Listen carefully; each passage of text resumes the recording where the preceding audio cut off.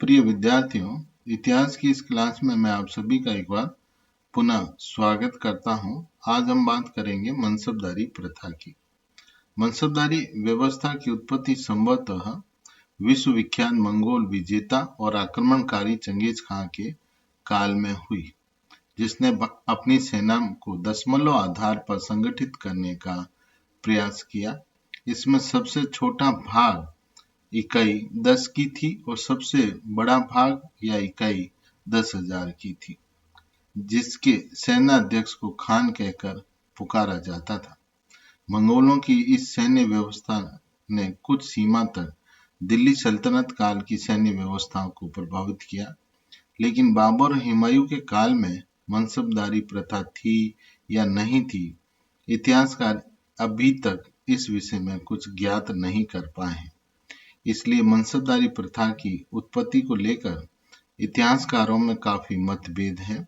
वर्तमान प्रमाण के आधार पर ऐसा लगता है कि मनसबदारी प्रथा अकबर के शासनकाल में प्रारंभ हुई थी। अब हम बात करते हैं मनसब शब्द के अर्थ की। फारसी भाषा का ये शब्द है। इस शब्द का अर्थ है पद, दर्जा या ओहदा। जिस व्यक्ति को सम्राट मनसब देता था, उस व्यक्ति को मनसबदार कहा जाता था। अकबर ने अपने प्रत्येक सैनिक और असैनिक अधिकारी को कोई ना कोई मनसब अर्थात पद अवश्य दिया था। इन पदों को उसने जात और सवार नाम के दो भागों में विभाजित किया। जात का अर्थ था व्यक्तिगत पद या ओहदा और सवार का अर्थ था घुड़सवारों की निश्चित संख्या, जिससे किसी मनसबदार को अपने अधिकार में रखने का अधिकार होता था। इस तरह मनसब शब्द केवल सैनिक व्यवस्था का ही शब्द नहीं, अपितु इसका अर्थ वह है कि वह पद जिस पर सैनिक और गैर सैनिक अधिकारी को नियुक्त किया जाता है या रखा जाता है। दूसरे शब्दों में मनसब पद एक प्रतिष्ठित अथवा अधिकार प्राप्त करने की स्थिति थी, जिसे व्यक्ति का पद, स्थान और वेतन निर्धारित होता था। इसके सही अर्थ को समझने के लिए इसकी विशेषताओं की जानकारी प्राप्त करते हैं या उस पर बात करते हैं हम। अब हम बात करते हैं उसकी विशेषता या उसकी श्रेणियों के बारे में। अकबर ने जात, सवार और मनसब को 3 श्रेणियों में विभक्त किया था। जिस व्यक्ति को जितना अधिक ऊंचा जात व्यक्तिगत मनसब दिया जाता था, वह उतने ही अधिक घुड़सवार रखने का अधिकारी भी होता था और उसे प्रथम श्रेणी का मनसब कहा जाता था। अकबर के शासनकाल में सबसे छोटा या निम्न मनसब 10 सिपाहियों के ऊपर अधिकार रखने का था। उच्चतम 10,000 घुड़सवार रखने का अधिकारी था। बाद में अकबर ने उच्चतम मनसबदार की सीमा बढ़ाकर 12,000 कर दी थी। मनसबदार अपने जात अर्थात व्यक्तिगत से आधी संख्या में या आधे से अधिक घुड़सवार रखता था तो दूसरी श्रेणी का मनसबदार माना जाता था। जिस मनसबदार को अपने जात अर्थात व्यक्तिगत पद से आधे से कम घुड़सवार रखने का अधिकार होता था, वो तीसरी श्रेणी का मनसबदार माना जाता था। सभी मनसबदारों को घुड़सवार के लिए 2 घोड़े रखने अनिवार्य होते थे। किसी भी मनसबदार को जात के पद के अनुसार ही सवार रखने की अनुमति प्रदान की जाती थी। मनसबदारों की नियुक्ति। मनसबदारों की नियुक्ति सम्राट स्वयं करता था और उसकी मर्जी होने तक वे उसके पद पर बने रह सकते थे। प्राय 7,000 का मनसबदार राजघराने के लोगों या बहुत ही अधिक विश्वसनीय सरदारों के पास होता था। इस समय ये पद मान सिंह, मिर्जा शाहरुख और मिर्जा अजीज को दिया गया था। सम्राट ने राजकुमारों को 12,000 तक का मनसब दिया था। मनसबदारों के वेतन। मुगल मनसबदारों को बहुत अच्छा वेतन मिलता था।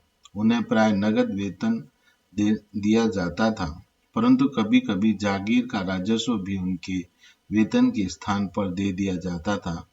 वे अपनी व्यक्तिगत आय और वेतन से ही अपने स्वयं के अधीन घुड़सवार और घोड़ों का खर्च निर्धारित करते थे या चलाते थे। इतना होने पर भी अकबर के काल में मनसबदार बहुत सुखी और ठाठ से अपना जीवन यापित करते थे, क्योंकि उस समय उनकी आय कर नहीं देना होता था और रुपए की क्रय शक्ति आज की तुलना में बहुत अधिक थी। अब वेतन अगर हम देखें तो प्रथम श्रेणी के मनसबदार को 25,000 से 30,000 प्रति माह, द्वितीय श्रेणी के मनसबदार को 25,000 को 29,000 प्रति माह और तृतीय श्रेणी पर 25,000 को 28,000 प्रति माह मासिक वेतन मिलता था। इसके अतिरिक्त मनसबदार को प्रत्येक सवार के लिए 2 रुपये प्रति माह के हिसाब से अतिरिक्त वेतन दिया जाता था। मनसबदारों के कार्य। मनसबदार सैनिक अभियानों में भेजे जाते थे।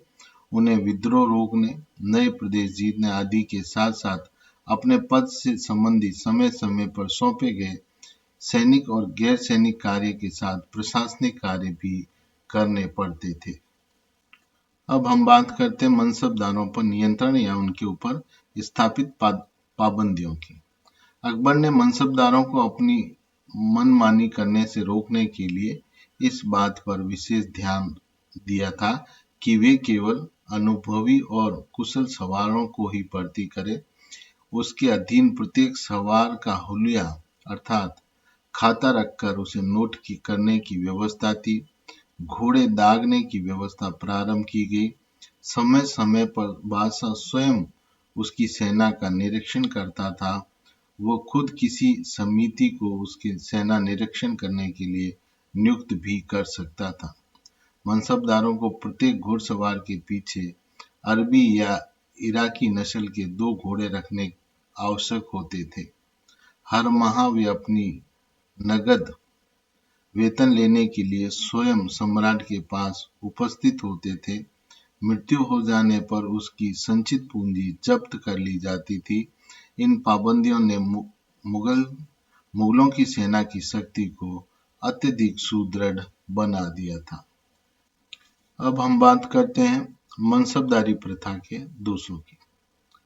पहला दोष फिजूल खर्ची और विलासिता को बढ़ाने वाला था। कुछ विचारकों के अनुसार मनसबदारी प्रथा चूंकि वंश परंपरागत नहीं थी, मनसबदारों की मृत्यु होने के बाद उसकी सारी संपत्ति जब्त कर ली जाती थी। इससे प्राय फिजूल खर्ची बढ़ती थी। चूंकि उन्हें अच्छा वेतन मिलते थे, इसलिए प्राय उनके पास या उनका जीवन अत्यधिक विलासी हो जाता था। दूसरा, नैतिक पतन। बेईमान अधिकारी एवं धोखेबाज मनसबदार परस्पर मिलकर प्राय निरीक्षण के समय दूसरे मनसबदारों से नकली सैनिक और घोड़े ले लेते थे और कागजों में अपनी सैनिक शक्ति पूरी रखते थे। इस तरह नैतिकता को भी या नैतिक पतन को भी ये मनसबदारी प्रथा प्रोत्साहित कर रही थी।